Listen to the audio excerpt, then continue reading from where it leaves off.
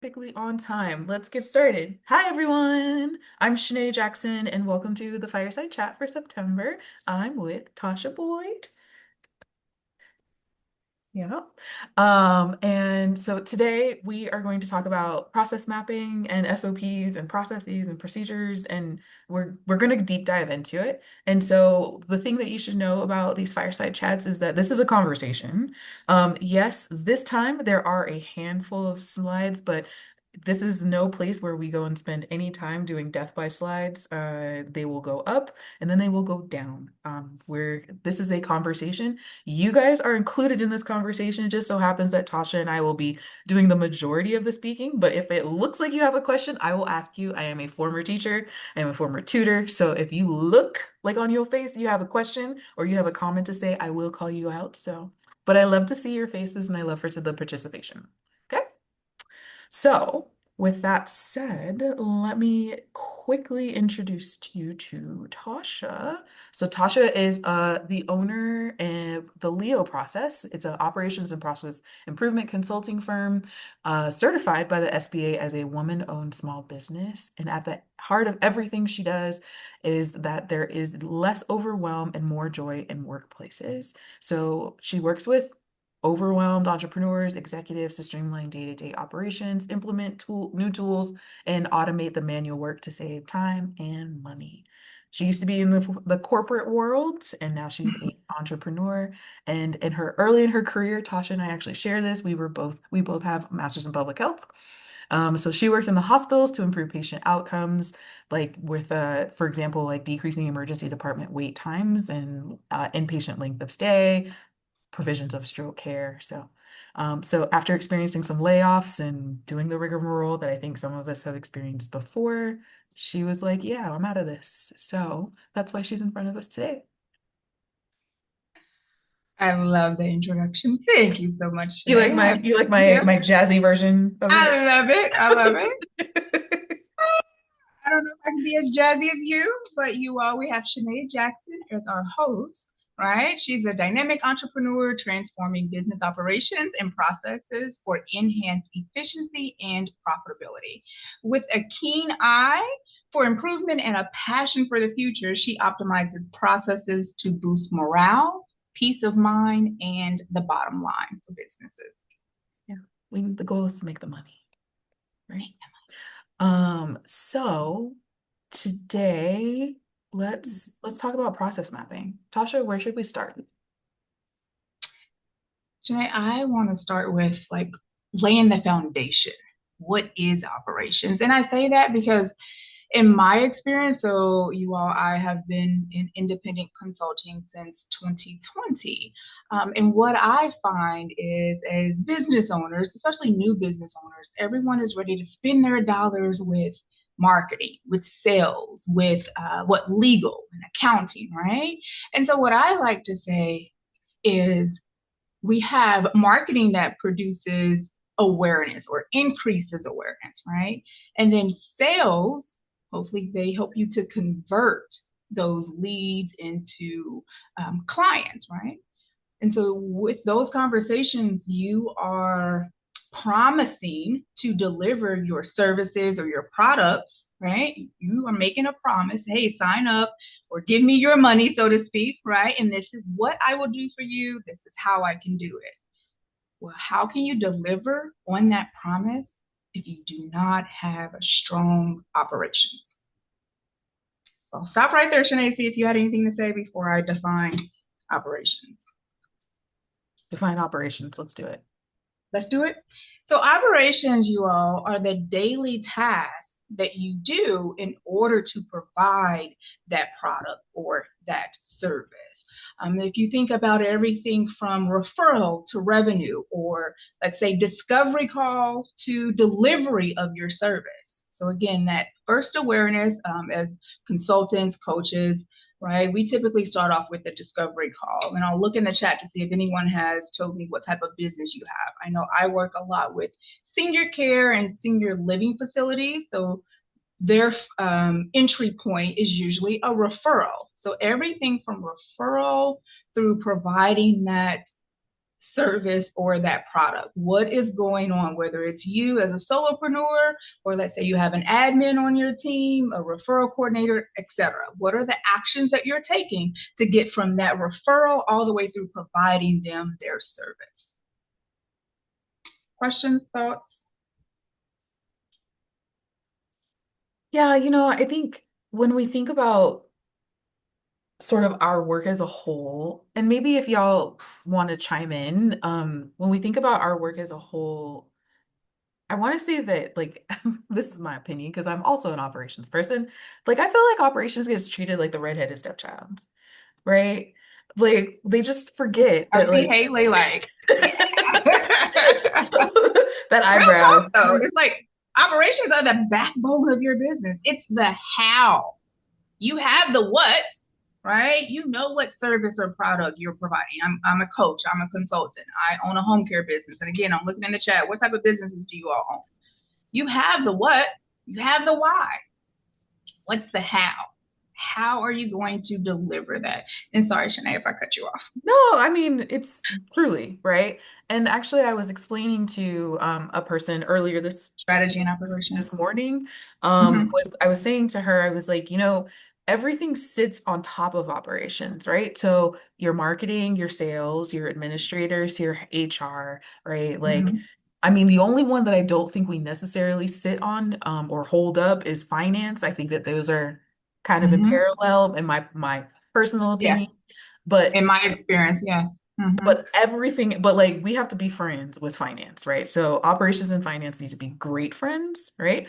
But like everything else sits on top of it, right? So how are you able to have really good marketing systems? Well, through operations, right? How are you able to, like, once you close the sale, how are you able to keep those people and get them through the rest of your pipeline so that they can get what they bought?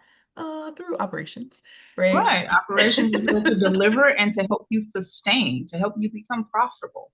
Yeah. So all that to say is, like, I know that several of you are in sort of this operations field or at least operations adjacent. So Mhm. the goal really is that we see you, we hear you, we see you, we hear you. We're getting it from over here too. You can be treated like the redheaded stepchild. As a redheaded stepchild, you're absolutely right. Yeah, so I see Kate has a background in strategy and operations.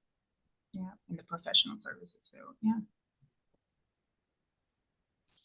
So Did you want to? let's define some terms. Is that where we're going next? Sure. Let's go there. So I should share. We have I was going terms. to ask you that. Okay. I should share those slides. There's not many, but I'll share some slides. Just a few. I'm a visual person, and I find that a lot of other people are too. So yeah, we have just a few slides for you. Okay, so let's talk about processes versus procedures. Yeah. So I know a lot of times in operations, if you all have had an experience as an employee or even had conversations with an operations consultant, there are a lot of terms that we tend to throw out. And I just want to level the playing field to make sure that we are all on the same page. So a process, even if you think about a peanut butter and jelly sandwich, it's making a peanut butter and jelly sandwich, right? It's the sequential steps that you must take in order to arrive at an output. So with that peanut butter and jelly sandwich, right? Most people keep their bread either on the counter, in the cupboard, right? So we're going to take out that bread. We're going to go and retrieve our jelly, our peanut butter. We're going to grab a knife so we can spread the peanut butter on and so forth. So we're doing those sequential steps in order to arrive at our output, which is a peanut butter and jelly sandwich. If you have a consulting business, right? It's everything that you do in order to get that client from that initial discovery call through providing that service or to offboard them, right? And so that process could look like having that discovery call, them signing off on the agreement, rendering payment or deposit, right? Drafting whatever material that you promised in that service agreement, having another call for them to review it, and then finalizing that work. now possibly collecting another payment, or what does offboarding look like? But again, it's the sequential or series of actions to take in order to arrive at your output or your goal. Whereas a procedure is the step-by-step method or way of performing a certain step within your process. It's that established best practice. And I know for businesses that are just getting started, you may still term it your SOP, even though you haven't really tried or tested it out, and it's not tried and true, but it's still laid out in an SOP. And it's a living, breathing document that you continuously work on and update as your procedure changes.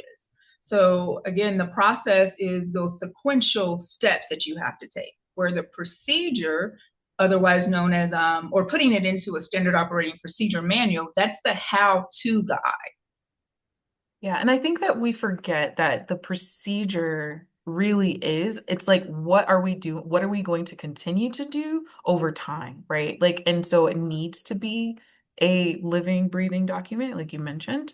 Like it has to, right? Like I think I always call them working drafts. So your SOP manual, your I like SOPs, that. like they have to be looked at on a regular basis. They have to be reviewed. It's just the way that they work because they're supposed to be changed. They're as we want to get as close to real time.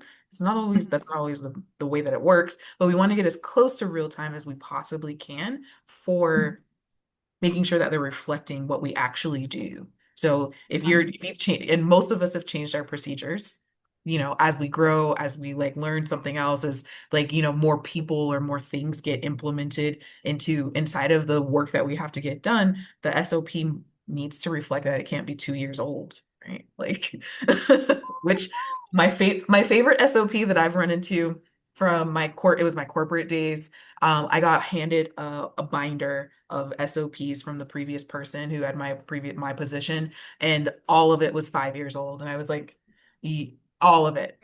And I was You like, I walked don't. in, I go was ahead. like, it was great because I was like, and I walked up to my new boss, and I was like, hey, just curious. Do you do this anymore? She's like, no. Do you do this anymore? No. Do you do this anymore? Like, I didn't even Why did ask you give her. it to me? And just the fact that you walked into a position, Shanae, and they handed you some material like an SOP. I have as many jobs as I've had because I've been laid off a few times, right? I can remember one job where I was provided SOPs. Actually, my very first job in quality, I had to write our departmental SOPs. Get this, within 2 weeks of me starting the job. So 2 weeks after being Yikes. there, my boss came to me and was like, "Hey, you seem very detail oriented, and you ask a lot of questions and all of that.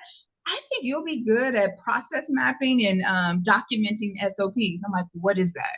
So that's how I even got here. But yeah, Well, I mean, we all have origin stories, so that's a part of yours.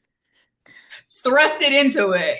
Yeah, and before we actually move to this slide, I just was going to go back to the example that I was giving you with the consulting business, such as my own, right? And you'll see a process map here in the next few minutes. How I talked about that initial point of contact is the discovery call, right? So that's a Do you part want, of the process. do you actually Everything want me to skip ahead to that?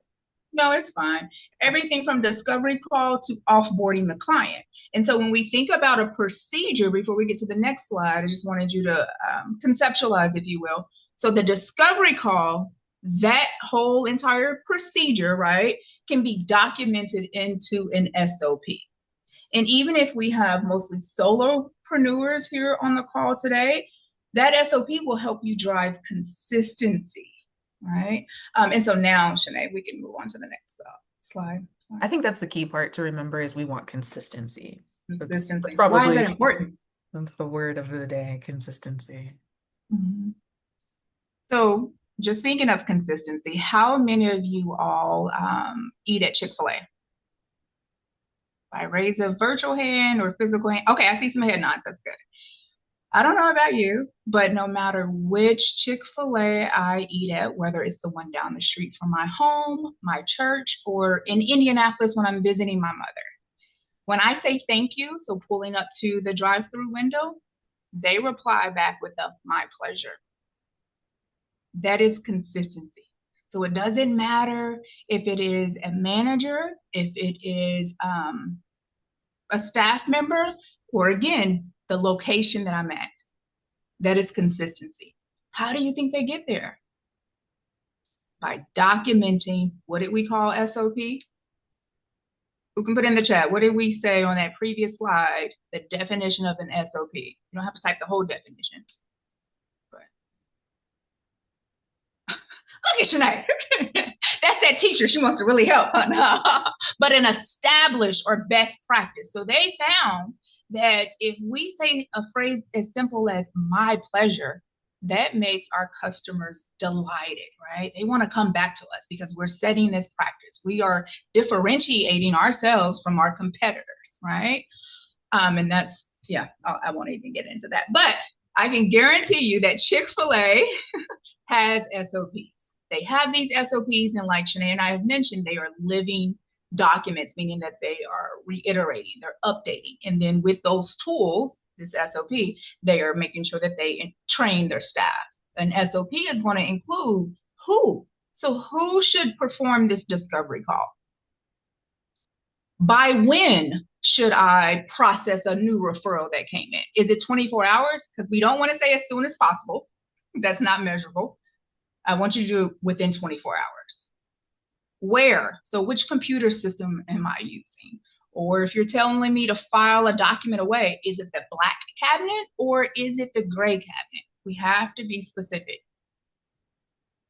SOP should be so, I guess, rudimentary and detailed that there's no room for assumption, because again, you're going to go back to those basics of who, by when, where, and how.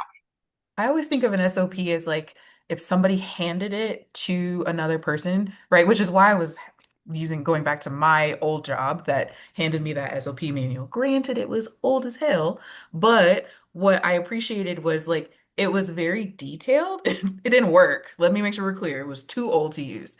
Yeah, But like the idea is that idea.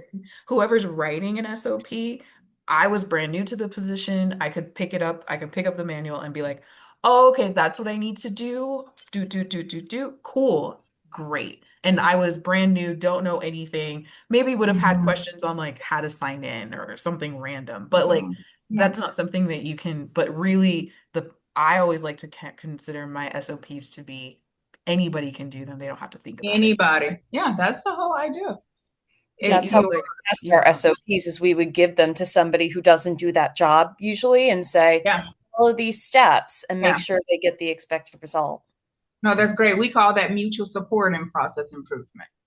So how can an individual provide mutual support? Whether it's, if I go back to my registration days and we had to pull someone from medical records. Well, they have an SOP to follow, right? Yes, we're going to spend a few minutes training them, but we're going to give them this how-to guide for when they have brain fog, or again, we want to make sure that we're driving consistency, right? So anyone should be able to, or your SOP should be so clear, concise, have visuals and all of that, that anyone can perform that task. Go ahead, Whether Stacey. it's a new person coming in, or you're going out on vacation and you need to delegate. Go ahead, Stacy. Yes. Hey everyone, how are you doing? Oh, So quick oh. question. Okay, ChatGPT has been very popular, so maybe I'm way off on this, but if you're a solopreneur, can you sort of prompt ChatGPT to do that work for you? I don't know. I'm curious. I'm sure you can. I haven't necessarily used ChatGPT to develop an original SOP. Yes, if I'm struggling on how to revise a certain section of it, then I'll say, here's what I have, right?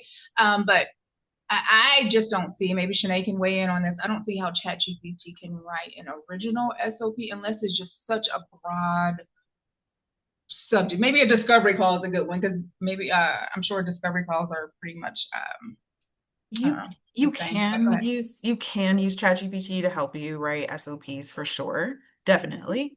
The question is how good are they and how useful are they when you get the output? So we all know that once ChatGPT goes and sends something out, no matter what it is, doesn't matter what it is, it always ends up being somewhere in between 70 and 80% there, right? So, but I like to think of it like data. It's as good, like good data in is good data out. And so Mm, with the prompting, you're gonna need to tell it everything. everything. Yeah. Like your quote unquote prompt will be so contextual. So you're gonna say like, I need to write an SOP. Here's the framework that I use to write my SOPs, right? Like, so you'll say like, this is how I want you to output the SOP. Then you'll go into like, and the SOP that I want you to write is, and then you're gonna go. I think that it's easy to me personally, and I've been using this a lot, is we edit ourselves a lot when we're typing or writing, right? Like it's just like it's just a thing that we do. It's automatic. But what I do find that's really helpful on ChatGPT is you can do a dictation mode. And so if you're like, please help me write this SOP, if I were you, if you're going to use that, I would go and put it in dictation mode and be like, Mm, let me tell you all about what I need you to accomplish inside of this SOP and then go for it. And like just say everything you need to say. yeah. And That's good. at that point, you could probably get a decent SOP, right? Hmm. But remember that you want it to say like, I'm writing an SOP. This is how I want you to output it, and then give it so much minuscule, like it goes to so and so, and they do this to it, and it goes to there, and this is the that like you need to give you need to tell it that because it otherwise it makes up stuff, and then it's a terrible SOP. It's not helpful. But to be Makes up stuff. honest, Yes. but to be honest, like by the time you go and do all the, Yeah. Yeah. data, the question is, Yeah. was it worth it to you? But it's not, Right. but Right. you can do it. So, Yeah.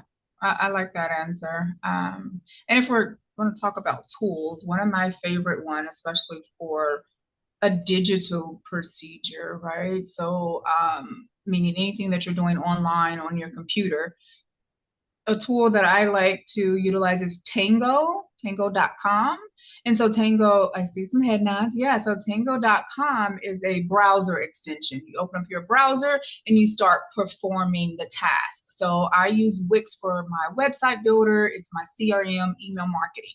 I have created SOPs for an admin, right? So I just go in and I open up Wix and I follow my procedure for sending out my monthly newsletter with this Chrome extension, Tango. And Tango is going to capture all of the steps, right? Tango is going to even provide a header for you. And then they're going to do some fill in the blank. So anyway, you can just go back through the SOP that Tango creates and make the edits to fine tune it or revise it specifically to your steps that you just created. can you give the website to it? I put it's the wrong one that I No, put. as I was communicating it, I was like, I think it's like tango.us or something. Hold on. Yeah, because I was like, Tango.ai. Let's try this one. I have to do like HTTPS. Hold on. It has an orange logo if anyone has already found it. There is we it that go. one? You got it? I think so. There you go. Yep. All right. Yeah. So that's actually my favorite one right now. And while we're on the call, I'm going to see if I can find my Word template. So for anyone who's like, I have a few manual processes, I just want a template of like, what are the components? I know Tasha said who, what, when, where, and how, but like, what's the typical or best practice layout of an SOP? I don't mind sharing a template. But again, I don't write mine in Word anymore. I just use Tango. Yeah, yeah, using tools is a way to go. So that And, could be another option for you of just completely saying, oh, skip ChatGPT if you're like don't feel like writing it. You just show it instead. Um, and which kind of brings me to like a random point. Like a lot of us will want to also we want to do our SOPs via like Loom, for example, or record a video. I do like those. Yeah. I do like them, but they're actually you should actually, but they're actually more work, to be honest, in a You lot think of ways. so? Because how do you edit them? Oh, you have to re-record it. Uh-huh. Yeah. hmm If I'm glad if that you I'm if glad that you're we've had this making discussion. multiple short videos, it's easier, obviously, but Shanae, you're right. You have to like re-record at least that entire section. At least, yeah, at least that section. Now, I will say with the one of the paid subscriptions, yes, you can make some like on-screen edits, but anything that you verbalize, to Kate's point, you will have to, re-record that. And it's so funny. As soon as Shanae said, I'm like, oh yeah, you have to re-record it. I mainly use Loom if I want to drive clarity with the topic where I know that the email will be way too long, right? So then I go onto Loom and I record my screen. So for instance, I know we need to shift to talk about process mapping, but working with the client, right? And now I'm ready to send over to them their rough draft of the process map. I typically record a short Loom video walking them through that process, even though it's theirs and we just documented it together.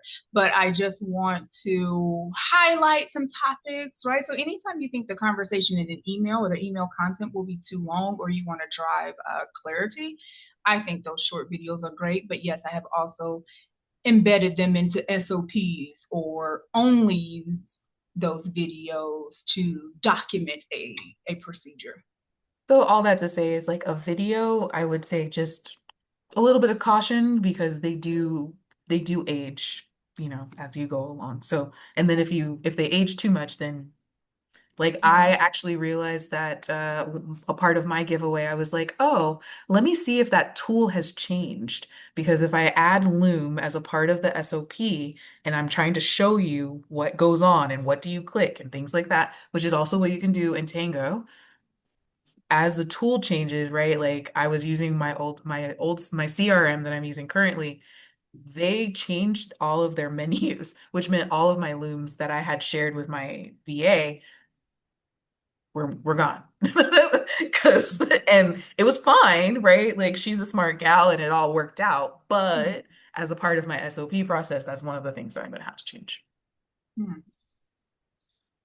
But Interesting. we spent, Yeah. hot take, videos are complicated is the fun part of that. Um How, go ahead. let's talk about process mapping. Let's talk about process mapping. So, how do you even arrive at the point of knowing what you need to document? Yes, you do these processes and procedures every day, right? But I kind of think of SOPs as a little bit of a solution because, again, we said the reason why we have SOPs, and Shanae, if you don't mind putting that slide back up, that Working would on be it great. now. We Yep. said that SOPs help you to drive consistency, right? Free up your time because we're human. So we're going to have a brain fart. Once you're ready to start hiring a team, it helps you to train them and to delegate. So if you think about it, those are some strategic decisions you can make. But how do I even get there to knowing what I should be getting ready to delegate and therefore document and possibly what can I automate? So sorry that I kind of did this a little backwards, but I, in operations, right, or as an operations consultant, start with a process map, which is a visual representation of a process or of those steps that you must take in order to arrive at your output. So, again, using that same example of consulting, everything from discovery call through offboarding. I told you that I work with a lot of senior care and senior living. So, if you look at a home care business, right, everything from having that referral call through billing Medicaid. In the introduction, Shanae told you all that I used to work with hospitals, helping them to improve patient outcomes. So we would map the steps um, that patients go through, right? So the time from coming in to the ED all the way through being admitted or discharged. So it's a visual representation of what goes on in the business, who's responsible, and then also it can include what resources do you utilize. Okay. It includes a list of responsibilities if you want to be that detailed. And I like to also include a timeline. So if I'm thinking about the home care businesses, when we talk about referrals, right? Yep. Um, you'll see on my process maps that Shanae will share with that timeline. For instance, under referral, I may say process referrals within 3 days or whatever that what best practice is. So again, the process map is that visual representation. And now that you have identified all of the steps in your process, now you can utilize it as a strategic tool to help you identify, well, what can I start to delegate?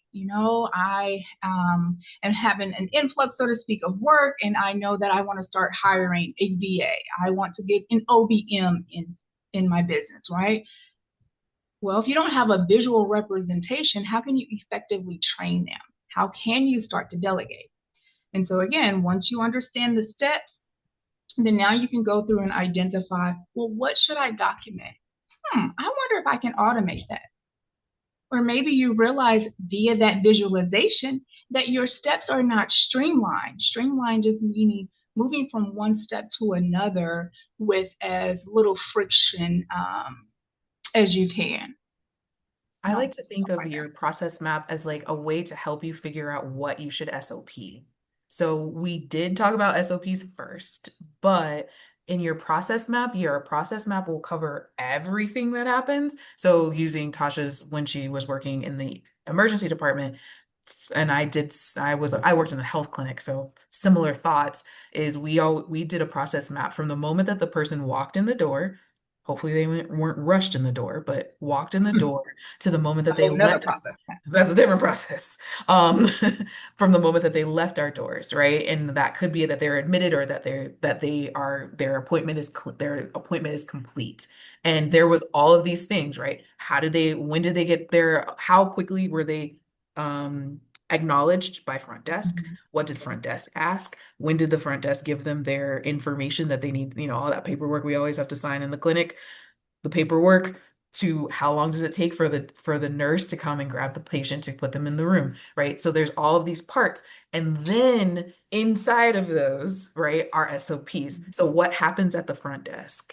That is an SOP, right? What happens when the nurse pulls the person to the room? That is an SOP, right? So we went backwards, but really, if you think about it, if you're stuck, if you've gotten hella stuck, and a lot of us have, and SOPs are honestly, SOPs can be, hit or miss if you like to write them or not.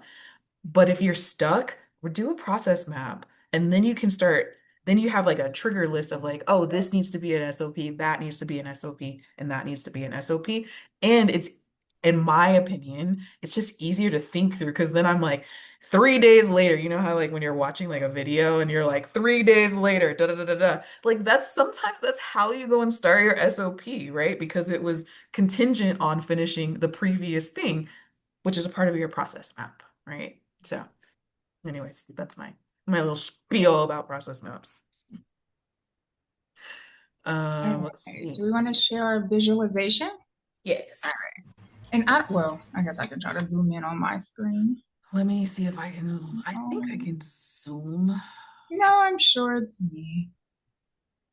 No, it's But not. I'll go ahead and start talking. Here is actually um, an example of one of my own processes here at the Leo process. The example that you see here is a process map for one of my services, which is the process and procedure documentation service, right? And I'm sorry, I'm trying Did to that, did the, did, are you guys seeing a bigger version of this now? I did scroll in, but I don't know if it did it. I am. Okay. Are you all? Okay, I see some head nods. Awesome. And so with this example, you'll see it is a swim lane layout. And that just means that you have multiple lanes. On the left, you will identify, well, whose responsibility or what is their title or sometimes their role, right? And then you'll move from left to right, just like reading what a geographical map. We're going to move from left to right, or just how we read, period. And you'll have start and ending points. You'll have decision points. So that's what you'll see in purple, right? Those are questions or decisions that need to be made. And just going over some of the different icons. I don't even know how to explain them, but The one that reads finalize initial draft. Shanae, if you can put your cursor over that one. Yeah, so that one, it's curved at the bottom. That denotes a form, whether it's a digital form or a manual form. Then the next one, that usually denotes a database or a system. And then those are the only other one, the only ones on there, right? I Okay. think that's it. So, Yeah. And I'm not going to read all of the steps, but just so you all can understand the process, right? We have start. And for this one, there are two paths because someone could land on my website and they could go right into booking a discovery call, or they could go into booking the service. They're like, I don't need a discovery call. I heard Tosha on a webinar, whatever, right? Or I was referred by someone and I'm just going to sign up for this service. So those are the two paths. I'm pointing that out because when you do start to document your processes, I don't want you to think that you have to have a process for the same process. I'm sorry, that you have to have a different process map for one process just because it has different entry points. That's not always the case.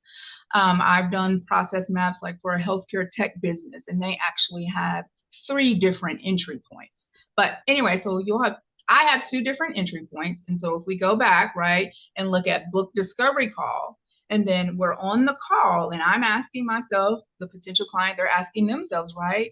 Is this a mutual fit? So I just point that out because I told you earlier that the purple diamonds represent a decision or question that you have to make. Process maps are hardly ever linear. So with that decision, we can go one of 2 ways, right? We can either go to the right, and that is, well, okay, so it's a mutual fit. And I know that how? Oh, because I have a checklist, whether it's, in your mind or documented. They're a mutual fit, so I'm going to have them go ahead and book my session. Well, they're not a mutual fit. And then you can start to talk about other services or refer them out. Maybe I have a lot of projects going on right now and I want to refer them over to Shanae. So then after that, your process will end.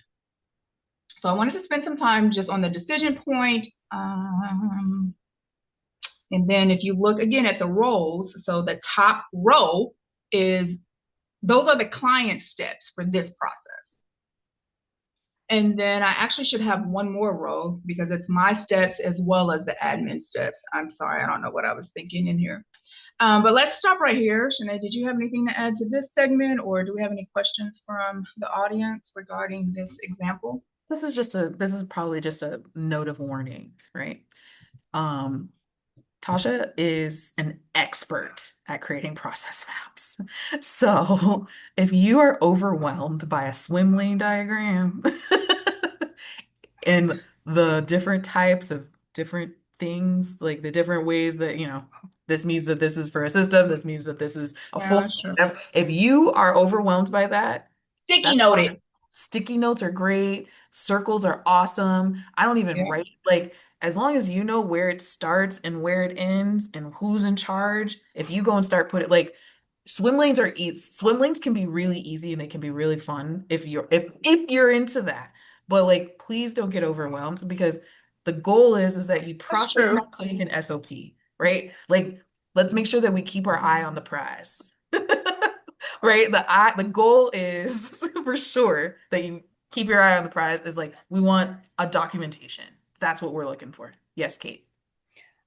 Question for Tosha. What is your favorite software, your favorite tool for creating process maps? Good question. My favorite right now, or at least the last few years, has been Lucid Chart. It's an online diagramming tool.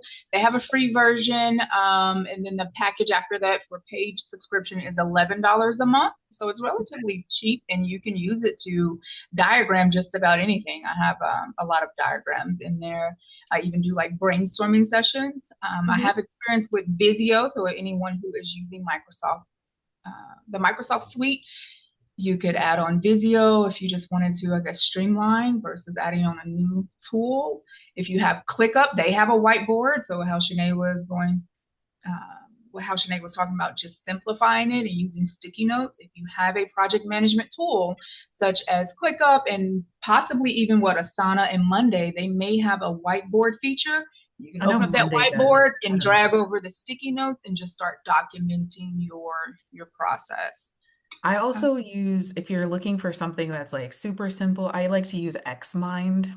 It's X and then Mind is another favorite of mine.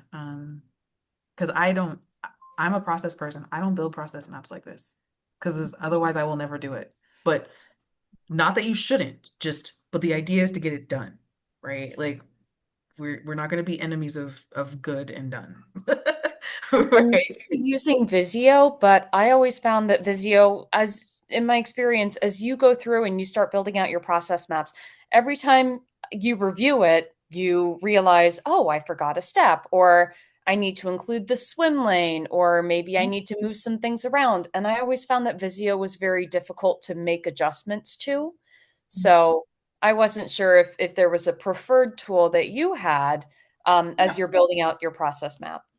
No, that's a good point to bring up, Kate. I will say that when you start making them, I guess I'll say this sophisticated, it does take time to go back and revise, but of course it will depend on what needs to be revised. So let's say if I need to change the wording from upload file to project plan to upload to Asana, okay, that's an easy fix.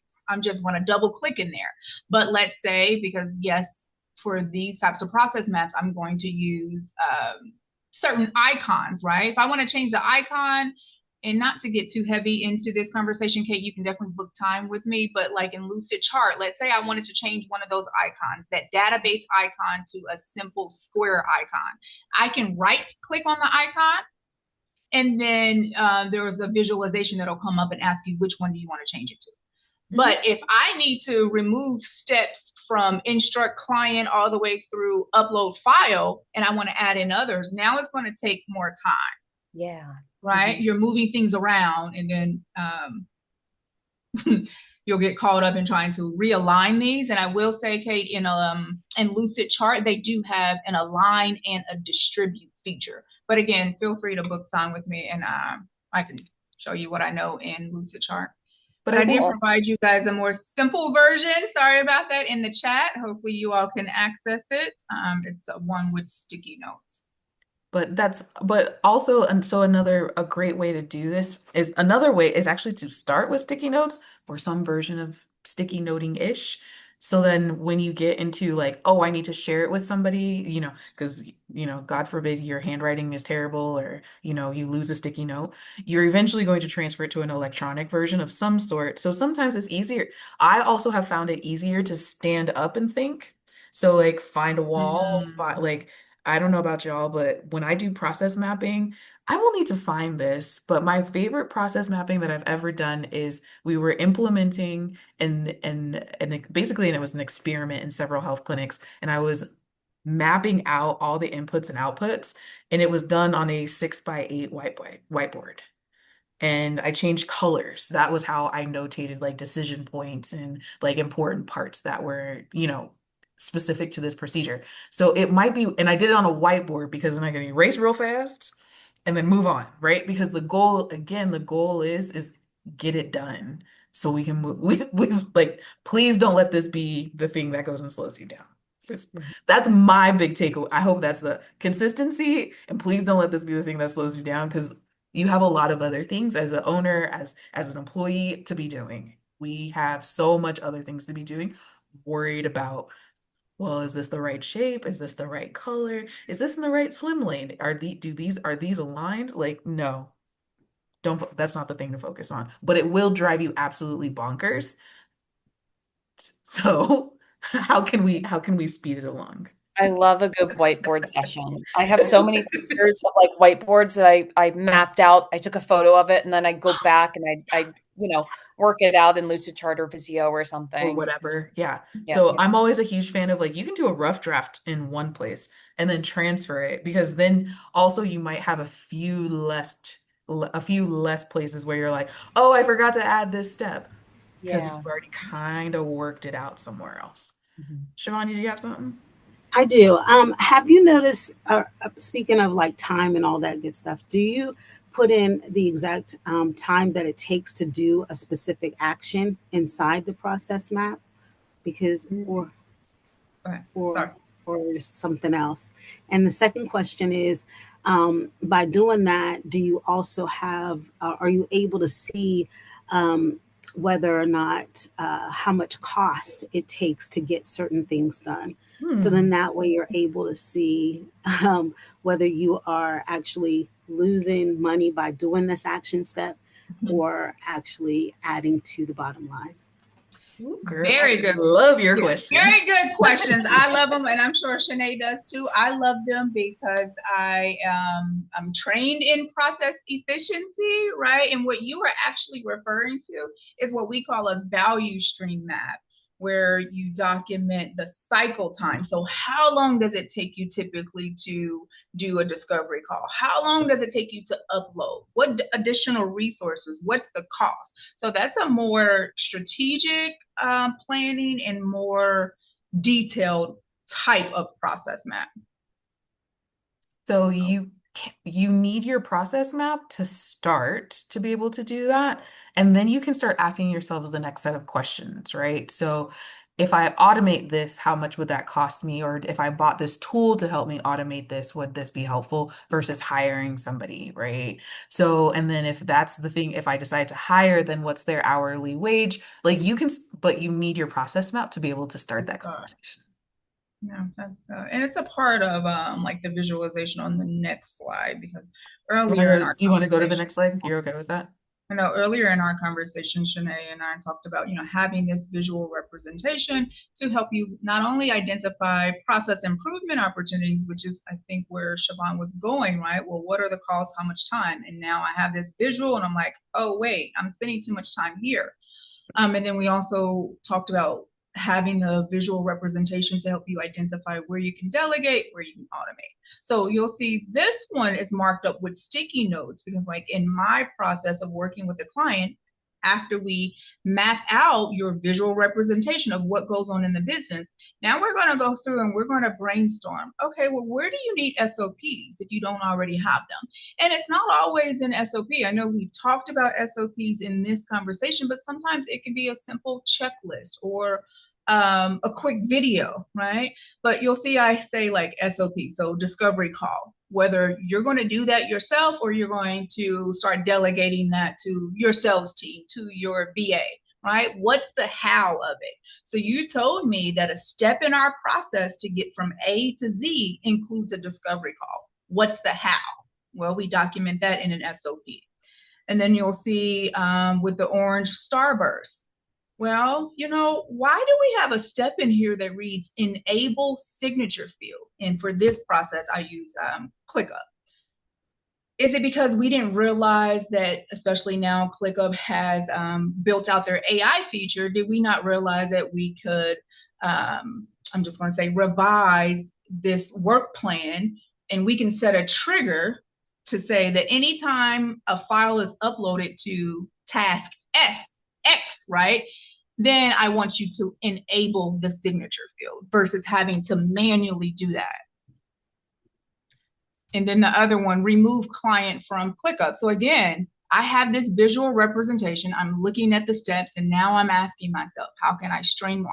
Where can I improve? Where can I reduce costs? Via delegation and automation, right? So why am I manually removing a client from ClickUp? It may seem small to you, but every few minutes add up.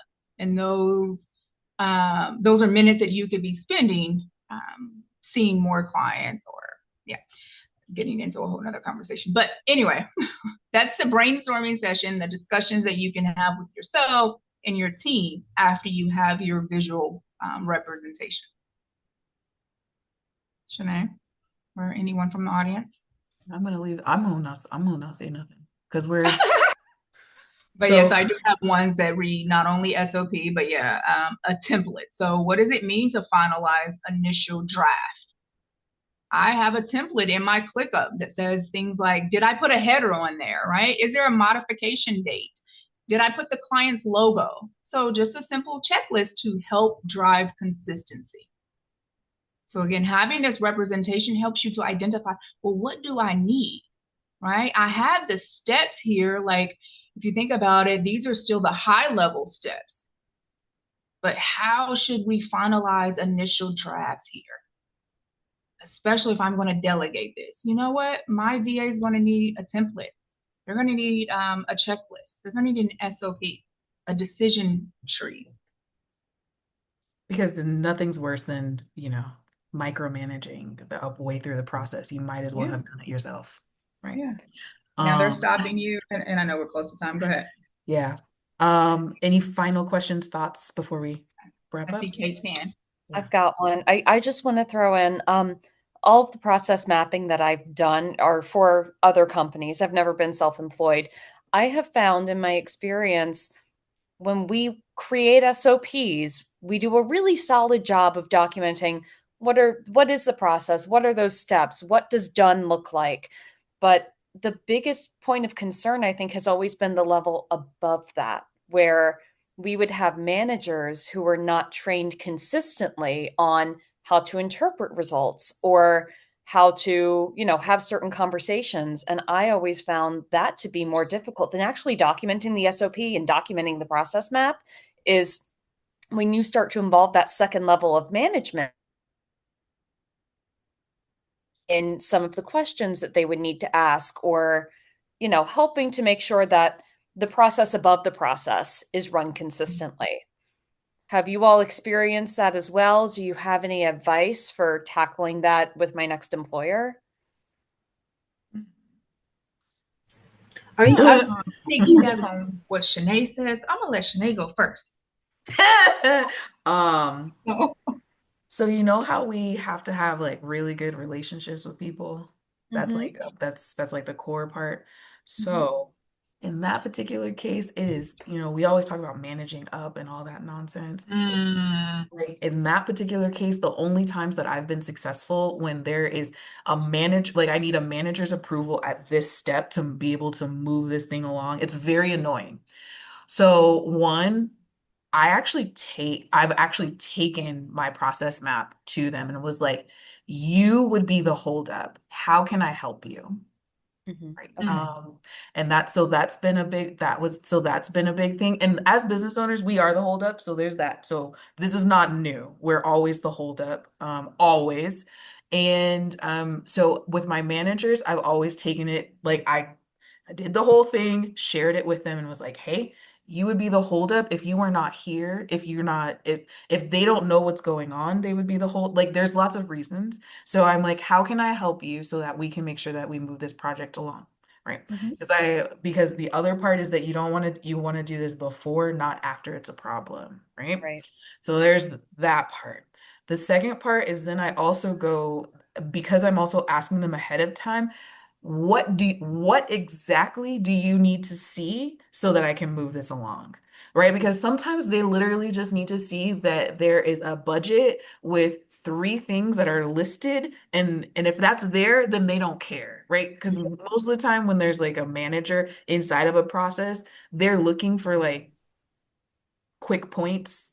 So I usually say like, what do you need so I can move this along? Right? Like, because Okay. nothing's worse than a manager who's like asking all these questions that they don't need to know, whatever, whatever.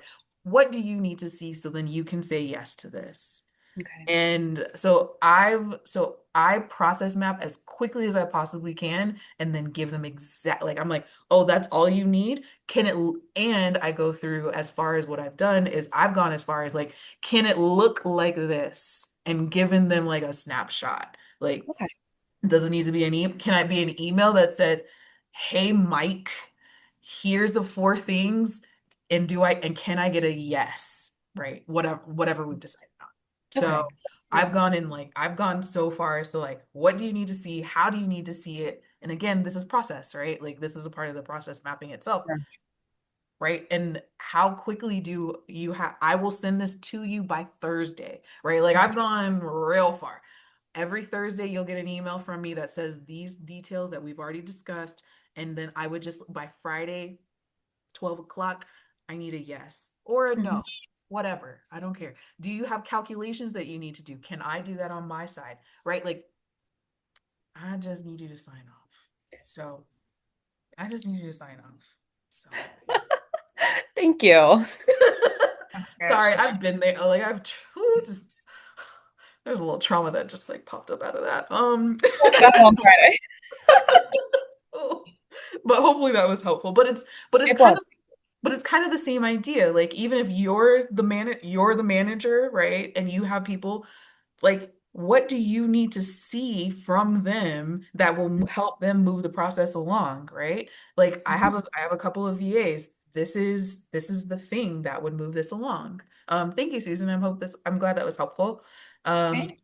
so this is the thing that will move this along. If you send this to me, then I can say yes. The Mhm. end, right? So it happens in business. It happens when you're self-employed too. Oh, But yeah. sorry, that was like the longest explanation of all time. I hope this was really helpful. I like to try to get us out of here on time. Susan Yeah. already exited. Um, You want to put Tasha, up our contact info? yeah. Tasha is info at theleoprocess.com.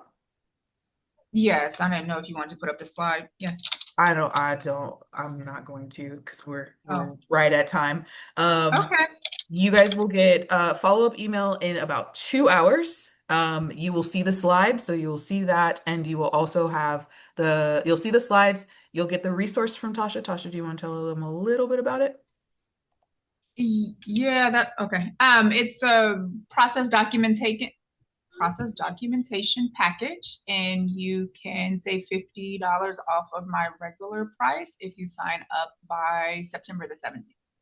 Wonderful. And then I just gave you like a quick checklist if you are using Asana as your project management tool and want to put your SOPs inside of your Asana. It's a workaround that I've used in my other business, and I thought I should just share. Yeah. And I will actually also download these things that Tasha added. So if you're wanting this information too, feel free to just like reply to any of the emails. And you'll get a tomorrow, you'll get a copy of the recording. So you'll see that tomorrow, but you'll get the resources and you'll get the slides today and within the next couple of hours. This was awesome. Thank you. Yeah. Hope it was helpful, Mhm. guys. Have an amazing rest of your day. I'll see you next Thank month. you. Bye.